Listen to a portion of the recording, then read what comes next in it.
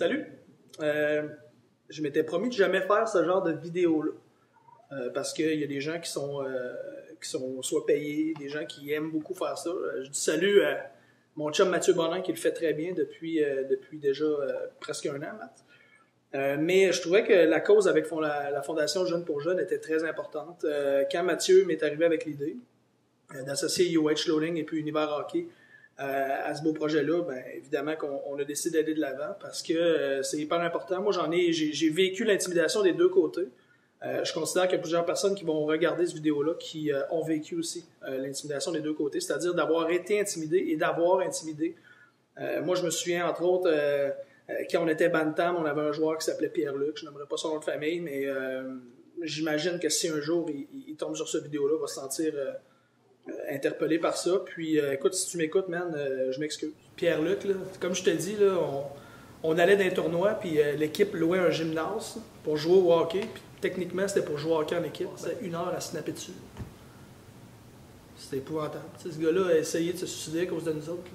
C'est stupide. C'est stupide, c'est stupide, stupide. C'est pour ça que c'est important. Hein? Je m'excuse pour ce qu'on t'a fait subir.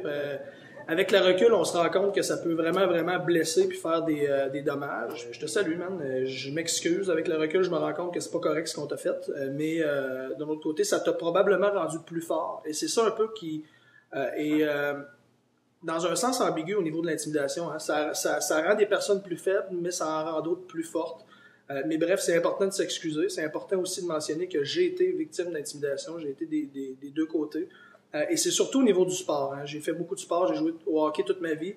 Et il y a parfois, tu arrives dans un environnement où tu te sens bien. Il y a des fois où tu arrives dans un environnement où tu te sens moins bien. Donc c'est pour ça un peu que j'ai vécu les deux côtés. Puis je trouvais ça important de faire le parallèle avec le sport parce que dans mon temps, je pensais jamais dire ça de ma vie, dans mon temps, mais je suis rendu là, 32 ans, merci.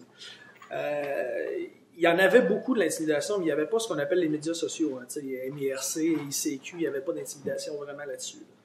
C'est vraiment arrivé avec Facebook. De plus en plus, on en parle. Il y a de plus en plus de médias là, qui parlent d'intimidation. Mais l'exposure, la couverture médiatique est de plus en plus importante. Mais dans mon temps, il y en avait. Tout le monde a été victime de ça. Puis, c'est important de le mentionner. De plus en plus, moi, avec ma compagnie, avec la job avec les voltigeurs au niveau de la LHJMQ, je me rends compte qu'il y en a encore en milieu sportif, que ce soit dans la LHJMQ, dans le Midget 3, dans le hockey espoir, le hockey de compétition, le hockey pas de compétition, dans les ligues de garage.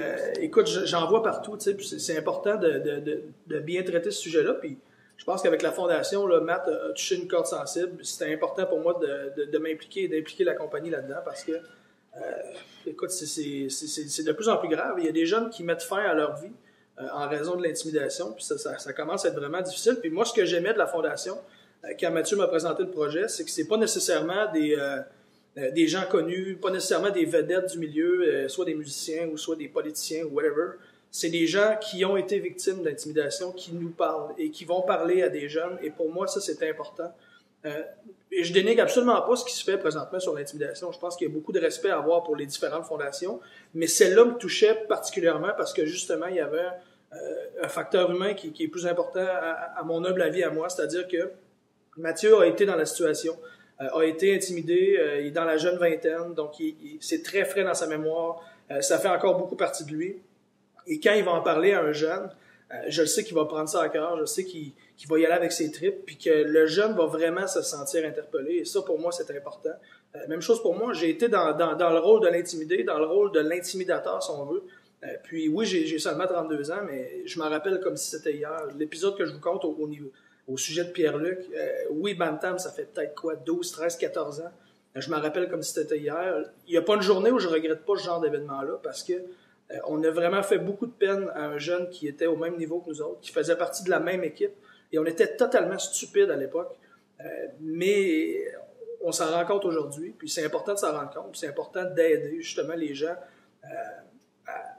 à se faire une tête là-dessus. Tu sais, je parle à ceux qui intimident présentement les autres. C'est stupide ce que vous faites. C'est vraiment stupide ce que vous faites, et vous allez le regretter. Puis ça, je peux vous en assurer. Je vous assure que vous allez regretter de faire ce que vous faites présentement.